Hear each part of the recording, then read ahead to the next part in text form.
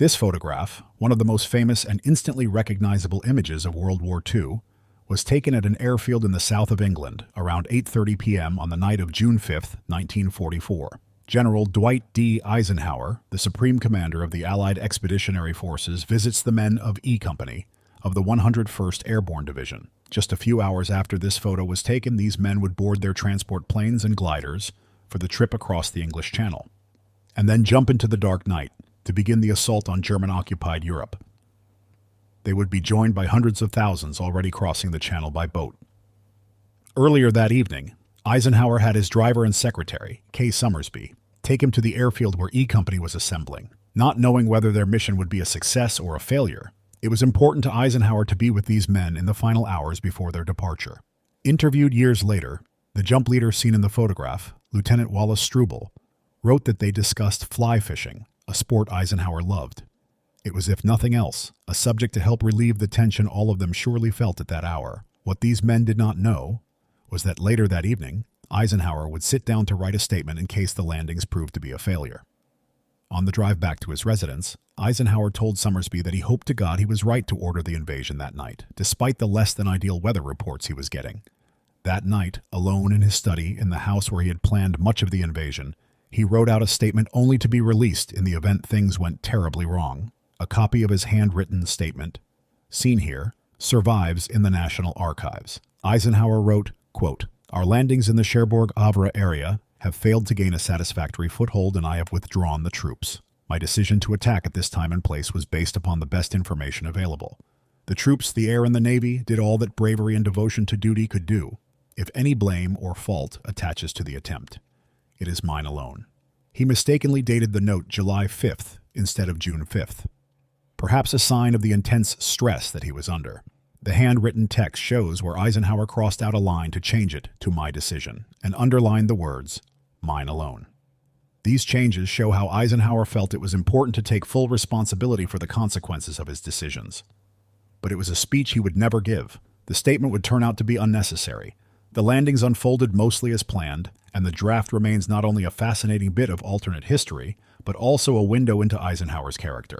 The actual speech that he would broadcast the next morning announced to the world the opening of the Second Front in Europe.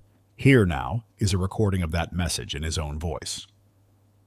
Soldiers, sailors, and airmen of the Allied Expeditionary Force, you are about to embark upon the great crusade toward which we have striven these many months. The eyes of the world are upon you. The hopes and prayers of liberty-loving people everywhere march with you. In company with our brave allies and brothers in arms on other fronts, you will bring about the destruction of the German war machine, the elimination of Nazi tyranny over the oppressed peoples of Europe, and security for ourselves in a free world. Your task will not be an easy one. Your enemy is well-trained, well-equipped, and battle-hardened. He will fight savagely. But this is the year 1944. Much has happened since the Nazi triumphs of 1940-41. The United Nations have inflicted upon the Germans great defeats in open battle, man to man. Our air offensive has seriously reduced their strength in the air and their capacity to wage war on the ground. Our home fronts have given us an overwhelming superiority in weapons and munitions of war, and placed at our disposal great reserves of trained fighting men. The tide has turned. The free men of the world are marching together to victory. I have full confidence in your courage, devotion to duty, and skill in battle. We will accept nothing less than full victory. Good luck, and let us all beseech the blessing of Almighty God upon this great and noble undertaking. It's a remarkable message, but he still had one more remarkable message to write before his job was done. When Eisenhower was chosen for the job of Supreme Commander by Franklin Roosevelt in 1942, he was given a very clear and singular mission by his president: to bring about the unconditional surrender of Germany. The strategy, methods, and planning required to accomplish this mission would be entirely up to Eisenhower. It was an awesome responsibility and an almost unimaginable task. Although the landings in Normandy were a success, progress in the campaign across Europe would take many months. There would be advances, but also setbacks. Hope of ending the war by Christmas faded. It would not be until the following spring that the surrender FDR had sent Eisenhower to obtain was in hand. On May 7th, at the Reims headquarters of the Allied Expeditionary Force, the final remaining representatives of the German government signed the unconditional surrender. It was now time for Eisenhower to send official word of the signing back to his superiors in Washington. He directed his secretary, K. Summersby, to type out the cable, seen here.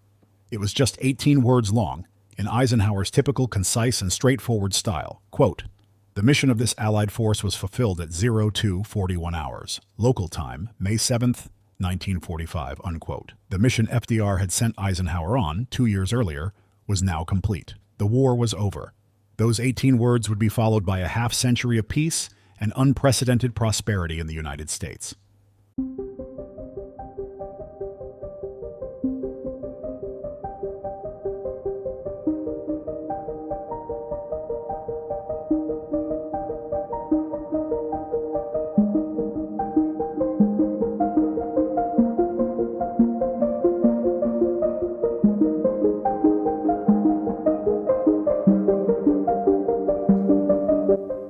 If you would like more short histories like this one, please hit the thumbs up button to let us know, and subscribe to our channel so you'll know when the latest episodes drop. And thanks for watching.